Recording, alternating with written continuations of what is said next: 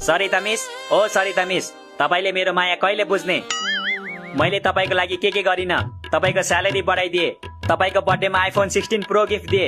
हुँदा हुँदा तपाईको त्यो लफंगा भाइ जसलाई खान र हग्न बाहेक केही आउँदैन त्यसलाई पनि जागिर दिए। यति गर्दा पनि तपाईले मेरो माया किन नबुझेको के? ढोका खुल्लै छ, भित्र आउनुहोस्। नमस्ते सर। नमस्ते नमस्ते, बस्नुहोस्। बसिहाल्छौँ नि, तपाईले भन्नुपर्छ र। जोक गरेको क्या सर, जोक गरेको। क्या रिसाइदिरा क्या बुढा त? चुप लागेर बस।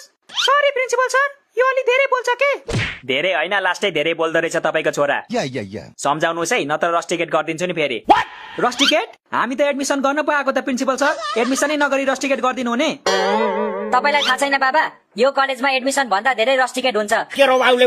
त्यसैले त मैले यो कलेज रोजेको नि। के भनिस्? त यहाँ पढ्ने सोचले आएको कि रस टिकट हुने सोचले आएको? आउन त पढ्ने सोचले नै आएको नि, तर यो मान्छेको के भर? सानो सानो कुरामा रस टिकट गरिदियो भने? ओ हिरो, कसलाई यो मान्छे भनेको? म यो कलेजको प्रिन्सिपल हो। प्रिन्सिपल तिम्रो साथी होइन। प्रिन्सिपल भयो नि, मान्छे त मान्छे नै हो नि। कि मान्छेको शरीरमा भैँसी हो तपाई? ओइ काका, प्रिन्सिपल सरलाई भैँसी देखिस् तैले? रागा भन रागा। यो के भन्दै हुनुहुन्छ तपाई? दिमाग ठिक छ तपाईको? खोइ सर, ठिकै त होला नि। मेरो र दिमागको कुरै हुँदैन, कसरी थाहा पाउनु? जस्तो छोरा त्यस्तै बाउ। उल्टो भयो हौ प्रिन्सिपल सर, जस्तो छोरा त्यस्तै बाउ हुँदैन के? जस्तो बाउ त्यस्तै छोरा पो हुन्छ त।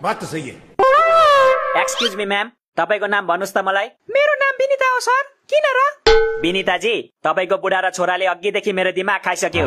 तपाई चाहिँ के मूर्ति जस्तो हेरिरहनु भएको नि? केही भन्नु न। मेरो नाम विनिता लिम्बू हो, म ललितपुरमा बस्छु। मेरो एउटा बुढा र एउटा छोरा छ। ओ हेलो विनिताजी, हेलो हेलो। यो के भन्दै हुनुहुन्छ तपाई? अनि तपाईले नै केही भन्नुस् भन्नुभयो हैन, त्यसैले आफ्नो परिचय दिएको नि।